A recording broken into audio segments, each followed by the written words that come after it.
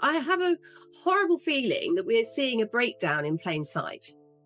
I just, the movements, the way they move, the way they talk is so erratic. And you didn't prove your case. You had the opportunity to prove your case. You failed to do so. That's how the legal system works. Yes, no, he's never seen a situation in which he is not the victim, and he enjoys being the victim. Meghan back on royal property. Yeah, no one is as horrified as I am. I am curious to know your take here. There's two ways we can look at this, okay? I look at it appalled, because I feel like, in a way, it's giving Harry and Meghan exactly what they want, credibility. It erases the hurts that they've caused over the last 6 years. They've not said, I'm sorry, publicly. Harry and Meghan are desperate. They are trying to retrieve their situation sufficiently so that they will become bankable once more. The fact is, they can pop in and have tea. I hope they had Highgrove jam, which is far better than the Meghan slop that she calls spread. I got to taste what real produce tastes like from the Highgrove shop. Reports suggest Meghan Markle expected her latest return to Britain to pass quietly without attracting much notice. That expectation reportedly disappeared almost immediately. Within only a few hours, news of her visit was spreading across major media outlets, and the response became so intense that some people described as palace insiders were reportedly using a word they had never publicly attached to the situation before: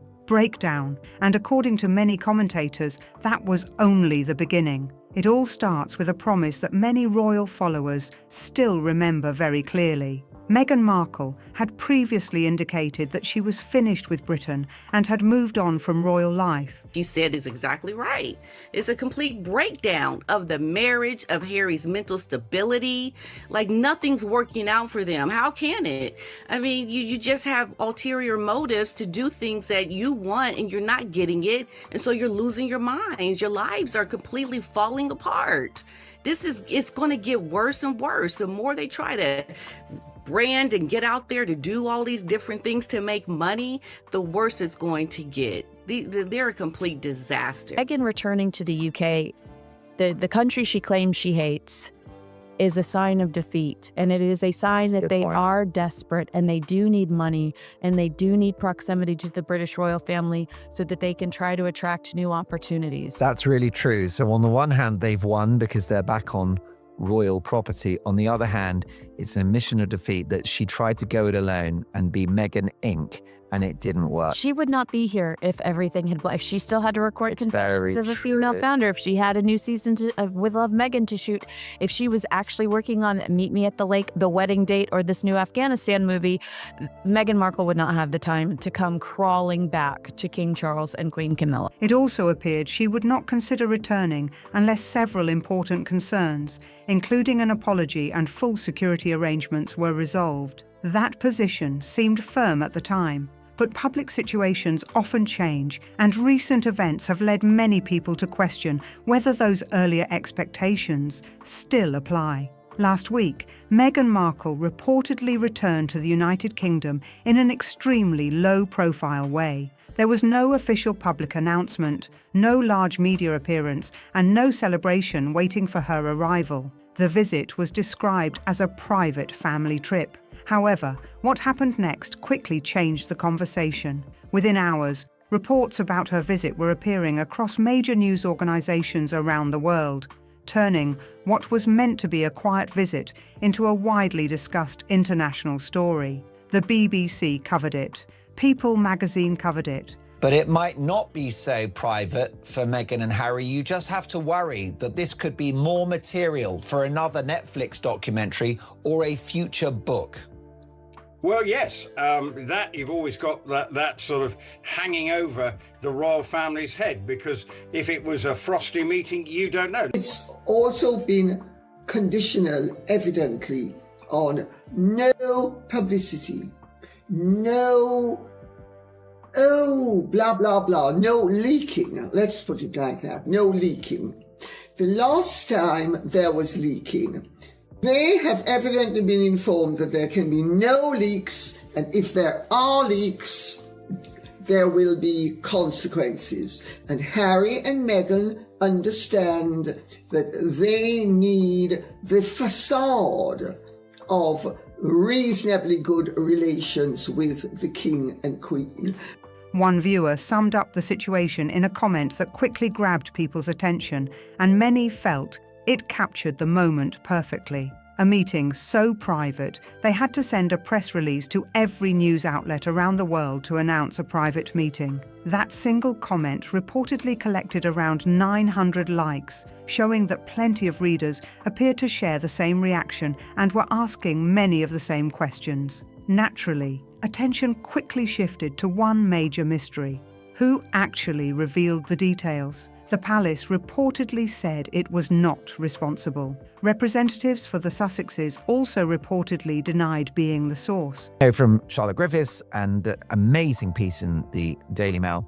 Victory lap for Charlotte Griffiths, by the way. Saying, of course, that she was briefed by the Sussexes and their PR people that the balcony moment and the build-up to the Clarence House face-to-face summit, it goes in the paper, which is what the Sussexes want. And then they performatively complain and blame the palace for a story that they've planted themselves. Do not lose sight of the fact that this has been a catastrophic week for the Sussexes. My take on it is, if Harry had have won, would he have pushed as hard for a reconciliation with his father? Think about that. If you'd have got 50 million rather than losing 50 million, and it's not that much, but that's the speculation, but it's actually a lot less than that, but just place that in your mind. Would Harry have been so keen? Even so, there was one important detail that many observers believe received far less attention than it deserved. Similar claims have surfaced before. During an earlier palace leak that generated widespread discussion, journalist Charlotte Griffiths later said she had identified who provided her with information. According to her account, it was not the palace. She claimed the briefing came from Meghan and Harry's PR team. Supporters of that interpretation argue that publicity appeared first, followed later by criticism that directed attention toward the King's staff. Others disagree with that conclusion, but the debate has continued ever since. Critics argue that the latest situation appears remarkably similar to that earlier pattern, which is why the discussion has returned once again. Even more noticeable than the headlines, however, was the timing of Meghan Markle's reported return to Britain after years of saying she intended to stay away.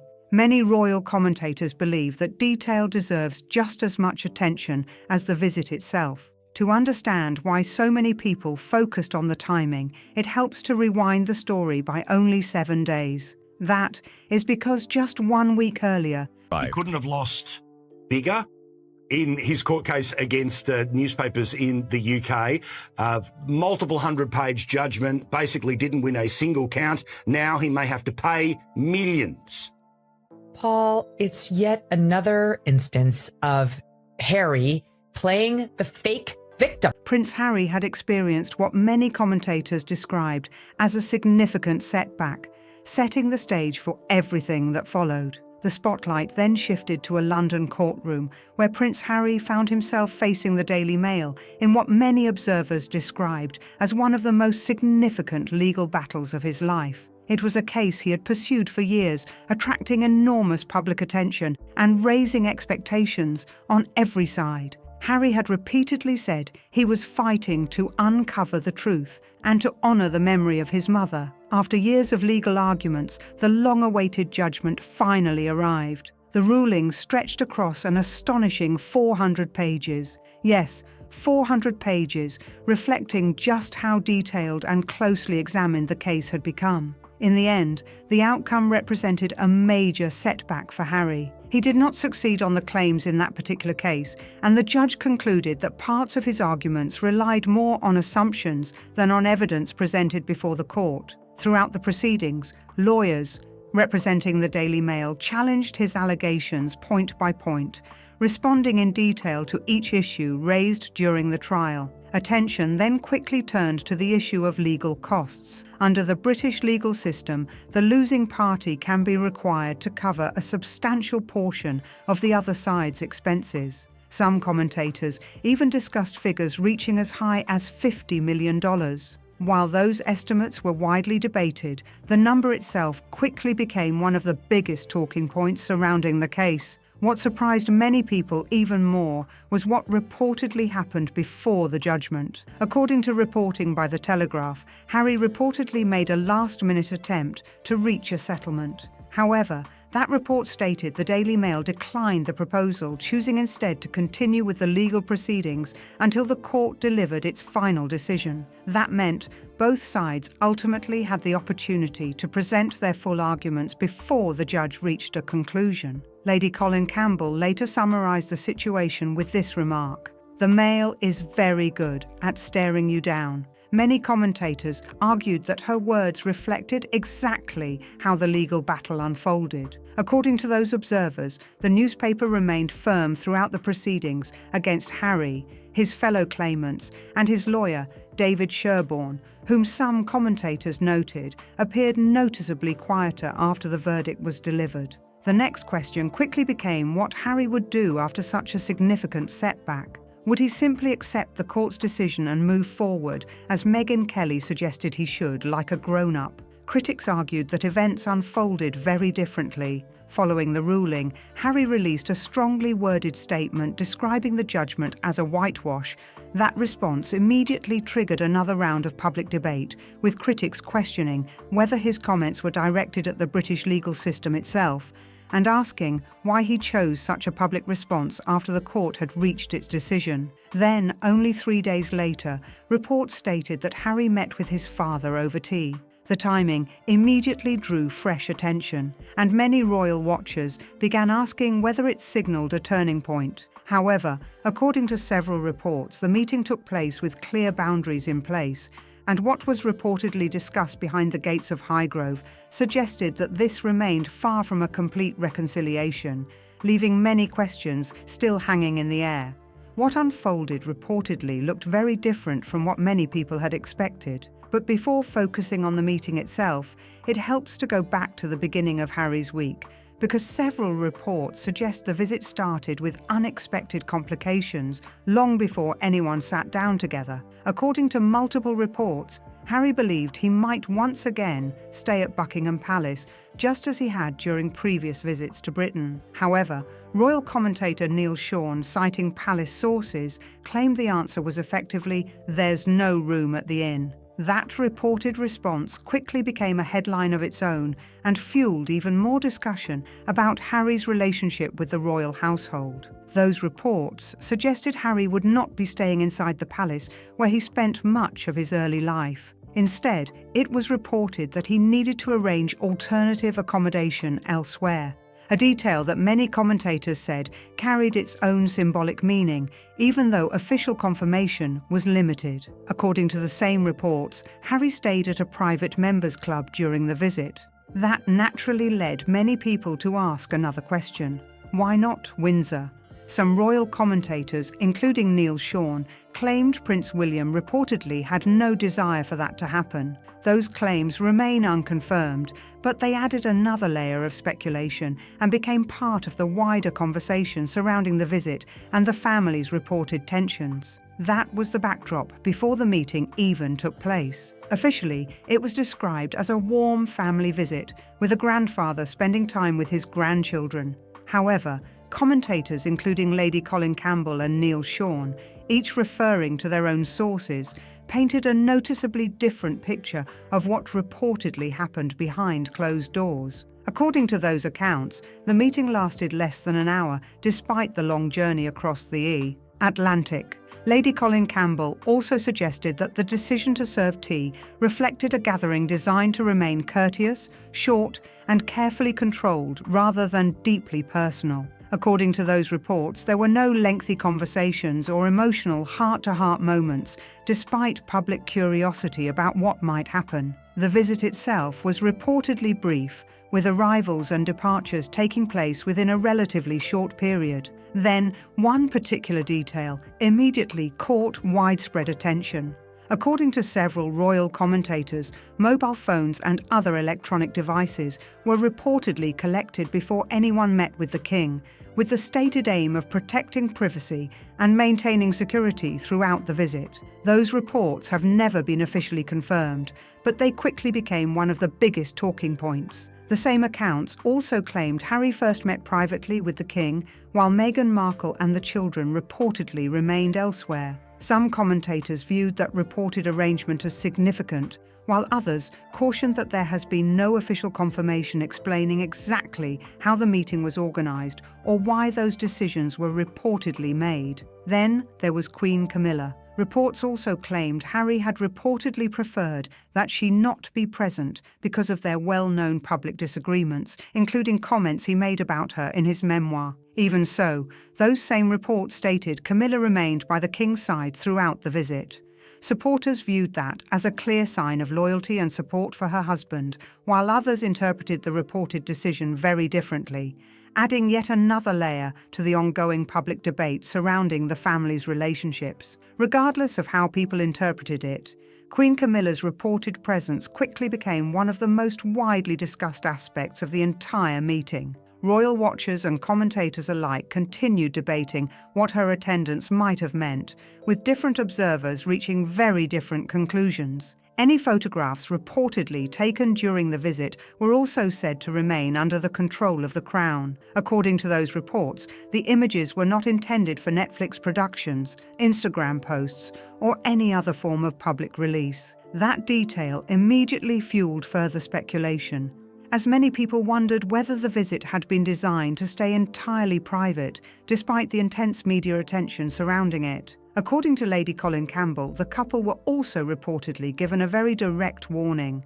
She claimed they were told that if private details from the meeting later became public, there could be serious consequences. Those claims have not been officially confirmed, but they quickly became another major point of discussion among royal commentators. Lady Colin Campbell even described the situation as the last chance saloon, suggesting that trust was being carefully tested. Meanwhile, TalkSport's Robert Bell offered a much lighter observation. At least, he joked, they got to taste proper Highgrove jam. He then quipped that it was better than Meghan's homemade spread, a remark that quickly circulated online and caught plenty of attention. For many commentators, it became one of the most memorable, light-hearted moments from an otherwise serious week, adding a brief moment of humour to an intense series of headlines. Yet while Meghan was reportedly inside those gates sharing tea with the king, another family relationship was once again becoming part of the public conversation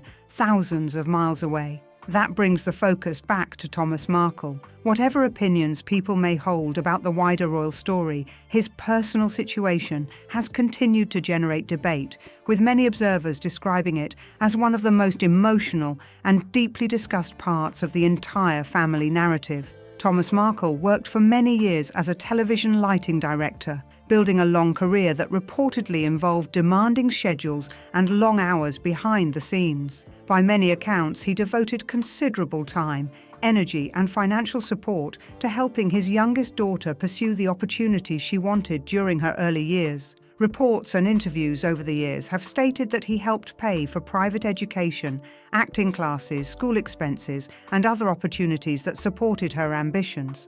Many commentators believe those contributions played an important role in helping Meghan Markle build the path that eventually brought her into the international spotlight. Today, Thomas Markle is in his 80s and has reportedly faced several major health challenges, including heart attacks, strokes, and the reported loss of part of a leg. Public reports have also stated that he has never met either his grandchildren or Prince Harry in person. That reality has led many commentators to draw comparisons they believe are difficult to overlook. According to reports, Meghan travelled for more than 11 hours to visit Harry's father. For some observers, that contrast has continued to spark discussion, prompting ongoing debate and a wide range of opinions about family relationships, priorities, and the choices that have remained under public scrutiny for years. Another point that continues to generate widespread discussion is the reported distance between Thomas Markle and Meghan's home in Montecito. According to public reports, he lives only about a 2-hour flight away. Many commentators have highlighted that contrast, noting the difference between making a much longer journey to visit Harry's father,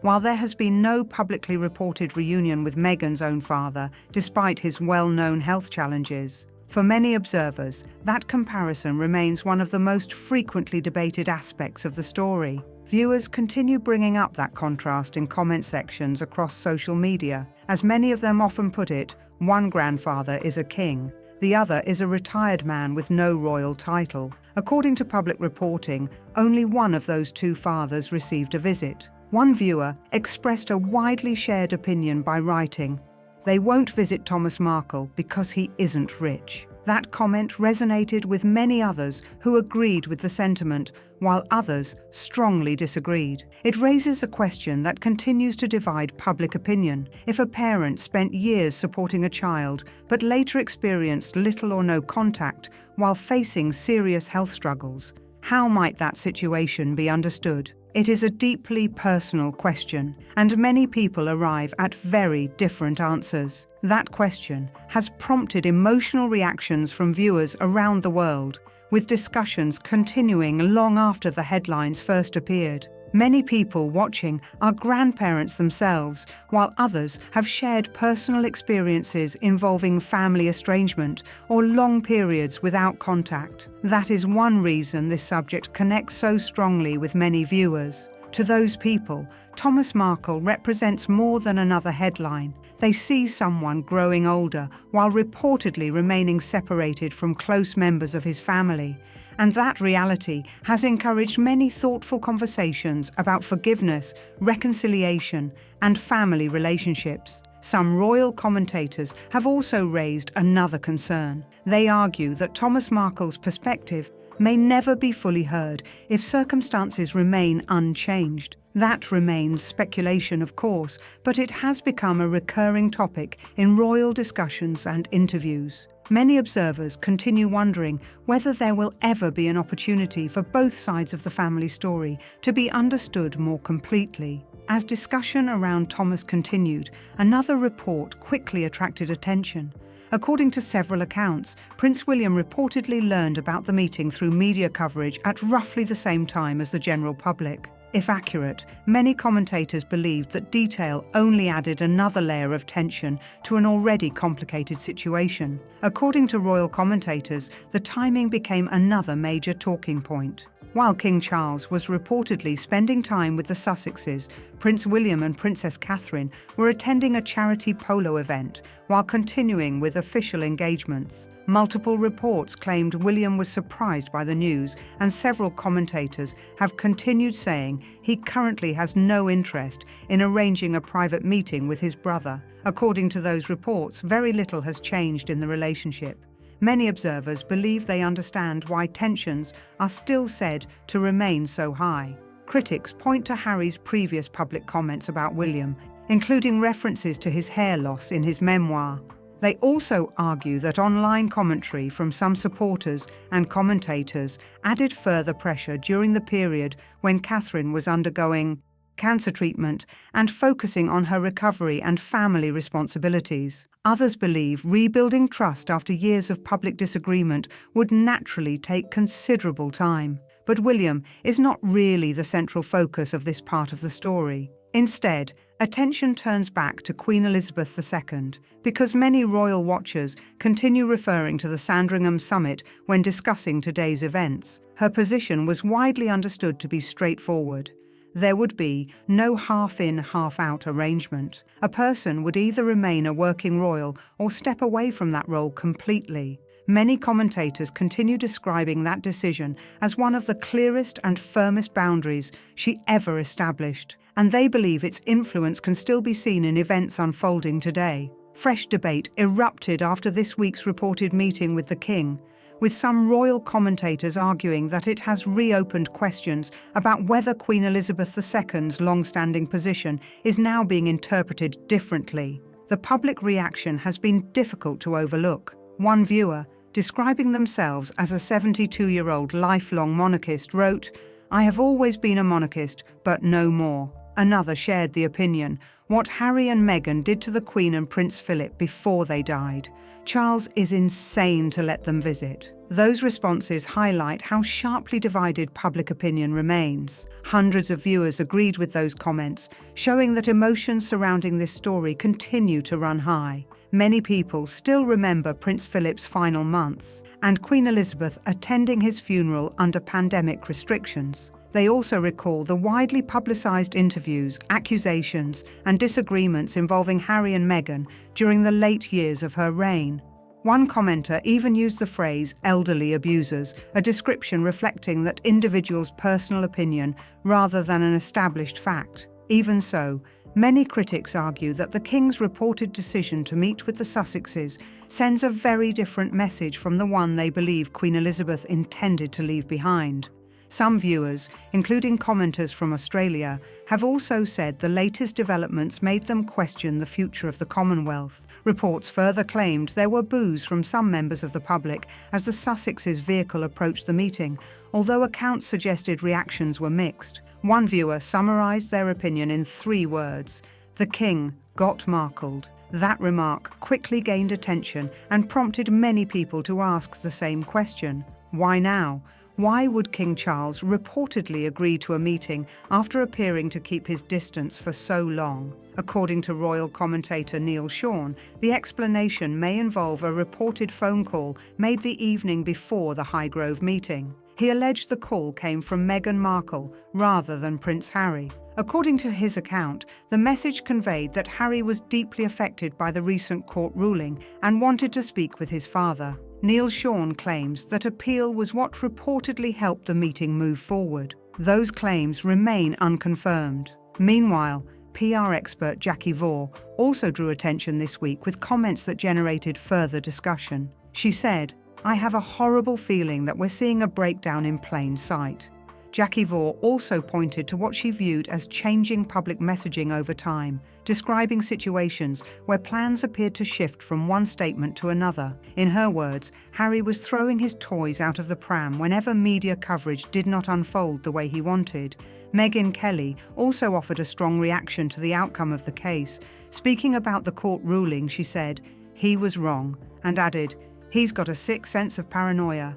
She also argued that if Harry's campaign had truly been centred on honouring his mother's memory, his attention would have been directed elsewhere rather than toward lengthy legal battles with newspapers. She also referred to the widely reported New York car chase incident. In her view, the situation had been presented as far more dramatic than the available public accounts suggested. She argued this reflected a broader pattern where ordinary events become much larger public controversies, creating headlines that attract even greater attention. The judge ultimately reviewed the evidence and delivered a ruling that did not go Harry's way. That led royal commentators to another point discussed throughout the week. During the court proceedings and the public reaction, Meghan Markle was not seen beside Harry at public appearances connected with those events. Her absence immediately fueled speculation. Some royal commentators suggested the couple may no longer fully agree on handling legal battles,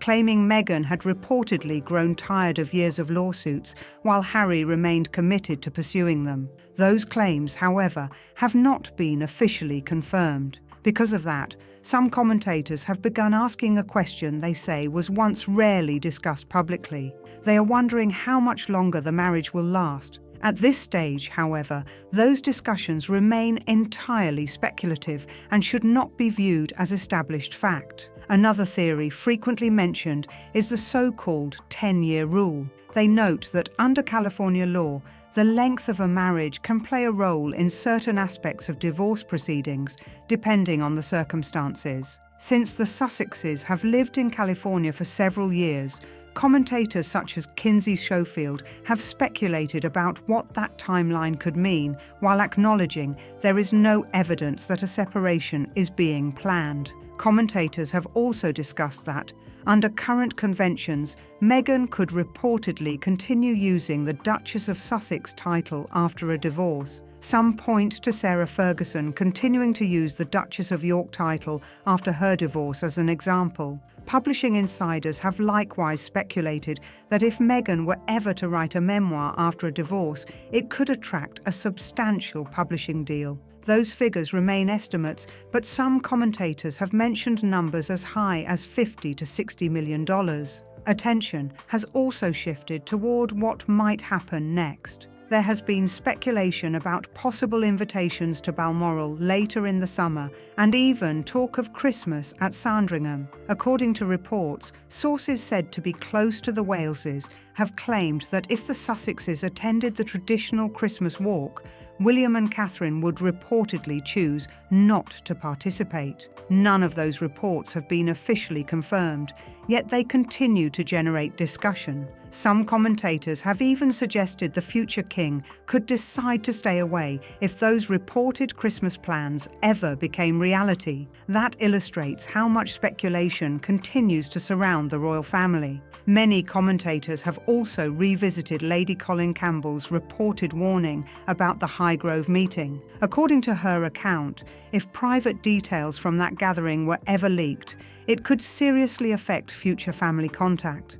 Given the couple's history of high-profile interviews and books, many royal watchers say they will be paying close attention to whatever happens next. One eventful week, one quiet visit that quickly became international news, a reported divide with the future king, and an elderly father who, according to public reports, still hopes for a family reunion. Whatever perspective people take, it is clear this story continues to evolve and future developments may shape the conversation. What do you think? Did King Charles make the right decision by agreeing to the meeting, or has this latest development changed your opinion? Share your thoughts in the comments below. If you enjoyed this video, please like, subscribe to the channel, and turn on notifications so you never miss our latest royal updates. Thanks for watching, and be sure to check out another video on your screen. You may find the next story even more surprising.